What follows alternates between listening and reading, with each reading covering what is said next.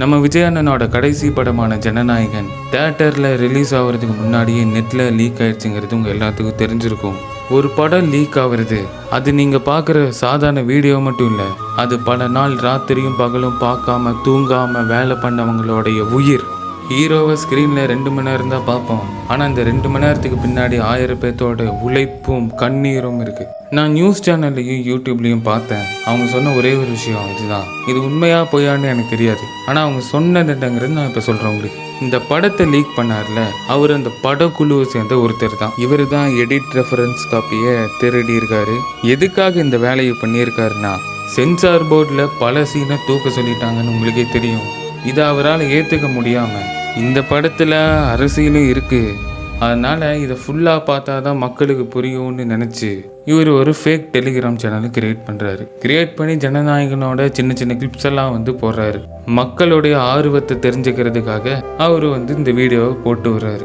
இதை பார்த்த உடனே எல்லாருமே டக்குன்னு டவுன்லோட் பண்ணிடுறாங்க. அதுக்கப்புறம் இதை அவர் சீக்கிரமாகவே டெலீட் பண்ணிடுறாரு, அந்த சேனலும் டெலீட் பண்ணிடுறாரு. அதுக்கப்புறம் கொஞ்ச நாளில் இந்த வீடியோவை பார்த்து டவுன்லோட் பண்ணாங்கல்ல, அவங்கெல்லாம் பல பேர்த்துக்கு இதை ஷேர் பண்ணி விடுறாங்க. இதை அவருக்கும் தெரிய வரும்போது சரி என்ன ஆனாலும் பார்த்துக்கலான்னு சொல்லிட்டு ஃபுல் மூவியை அவர் ஒரு லிங்க் மூலியமா மறுபடியும் ஒரு டெலிகிராம் சேனல்ல அப்லோட் பண்றாரு. அப்லோட் பண்ண 5 நிமிஷத்துலேயே மறுபடியும் அந்த சேனலையும் அந்த வீடியோவையும் டெலீட்டே பண்ணிடுறாரு. ஆனா அந்த 5 நிமிஷத்துல எவ்வளவு பேர் பார்த்துருப்பாங்களோ அத்தனை பேரும் இப்போ ஷேர் பண்ணி இப்போ நமக்கு அந்த நியூஸ் தெரிய வருதுல, அதுக்கான காரணமே அவங்க தான், அந்த மக்கள் தான். இது லீக் பண்ணவர் மேல தப்பு சொல்றதா, இல்ல அதை பார்த்தவங்க மேல தப்பு சொல்றதா, இல்ல இதுக்கெல்லாம் காரணமா இருந்த அந்த சென்சார் சர்டிபிகேட்டை கொடுக்காம இருந்தவங்களை சொல்றதா?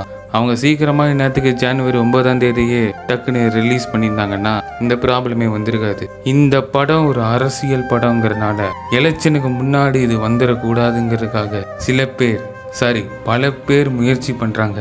நான் யாரை சொல்றேங்கிறது உங்களுக்கே தெரியும். எனக்கு ஒரு டவுட் நண்பா, இது அரசியல் படமாவே இருக்கட்டும், இந்த படத்தை பார்த்து அரசியல்வாதிகளும் பயப்படுறாங்கன்னு வச்சுக்கலாம். எனக்கு என்ன டவுட்டுனா, இந்த படத்தை பார்த்துட்டு நம்ம அண்ணனுக்கு ஓட்டு போடுவோமா என்ன? நம்ம அண்ணனோட குணத்தையும் அன்பையும் நம்ம மேலே காட்டுற பாசத்தையும் அவரோட உண்மையும் பார்த்து தானே நமக்கு அவரை பிடிச்சிது. இது அவங்களுக்கு தெரியாதனால தான் அவங்க படம் இன்னும் ரிலீஸ் பண்ணாமல் இருக்காங்க. ஆனால் நம்ம இந்த படத்தை பார்த்தாலாம் அவர் ஓட்டு போகிறதில்ல, நம்ம இத்தனை நாளாக அவர் கூட ட்ராவல் பண்ணிட்டு இருக்கோம். ஸோ அதனால் நமக்கு என்ன பண்ணணுங்கிறது தெரியும். தயவு செஞ்சு இப்போ டவுன்லோட் பண்ணியிருக்கிறவங்க பார்க்காதீங்க, ஆல்ரெடி பார்த்தவங்க யாருக்கும் ஷேர் பண்ணாதீங்க. நம்ம உண்மைக்கு மட்டும்தான் சப்போர்ட் பண்ணணும். இந்த மாதிரி இல்லீகலான விஷயத்துக்கு நம்ம சப்போர்ட் பண்ணவே கூடாது. அதனால் தயவு செஞ்சு யாரும் அப்படி பண்ணாதீங்க. அதை விட முக்கியமாக நம்ம எல்லாரும் சேர்ந்து ஒரு வேலை பண்ண வேண்டியது இருக்குது. அது என்னன்னா, ஏப்ரல் 23ஆம் தேதி எலெக்ஷன் அன்னைக்கு உங்களுடைய ஓட்டை விசிலுக்கு போடுங்க. அதுக்கப்புறம் இனிமேல் நம்ம தியேட்டரில் அடிக்கிற விசில் சத்தம் மட்டும் கேட்க போகிறதில்ல. மே 4ஆம் தேதி தமிழ்நாடு ஃபுல்லாக நம்ம அடிக்கிற விசில் சத்தத்தை கேட்டு சும்மா அதிர போகுது. அரசியல்வாதிகள்லாம் ஆட்சி பண்ணணும்னு வராங்க, ஆனால் நம்ம அண்ணன் கோடிகளை உதறிட்டு உச்சத்தை உதறிட்டு நமக்காக நாம் எல்லாரும் வாழ்க்கையில் முன்னேறணும்னு வராரு. அப்போ நாமளும் அவரை அன்போடு அரவணைக்கணும் இல்லையா? நமக்கு நம்மளை நம்பி வர்றவங்கள அரவணைச்சு தானே பழக்கம். அதனால் உங்கள் மகன், உங்கள் தம்பி, உங்கள் தோழன், உங்கள் நண்பன், நம்மள ஒருத்தருக்கு நம்ம எல்லாரும் நம்ம விஜயண்ணனுக்கு ஒரே ஒரு வாய்ப்பை கொடுப்போம். எல்லாரும் விசில் அடிக்க ரெடியா? அதனால மக்களே, அத்தனை வழிகளையும் தாங்கிக்கிட்டு உங்களுக்காக நீதி கேட்க வந்த இந்த விஜய், இப்போ நான் உங்ககிட்ட நீதி கேட்கிறேன். நீங்க தயவு செஞ்சு எனக்கு நீதி வழங்கணும். எப்படி வழங்கணும்?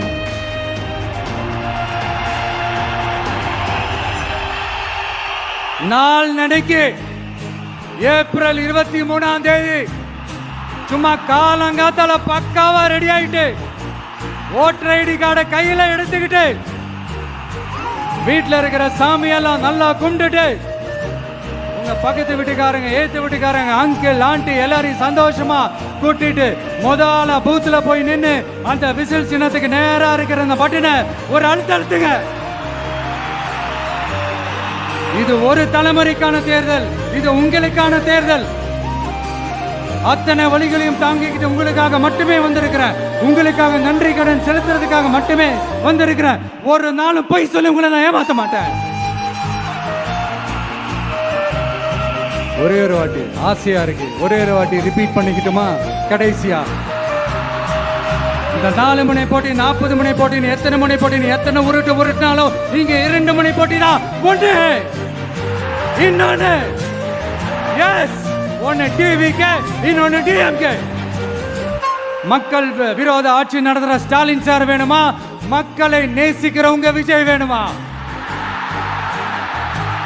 அவ்வளவுதான் இந்த எலெக்ஷனு. அதனால உங்க பிள்ளைக்கு, உங்க மகனுக்கு, உங்க அண்ணனுக்கு, உங்க தம்பிக்கு, உங்க விஜய்க்கு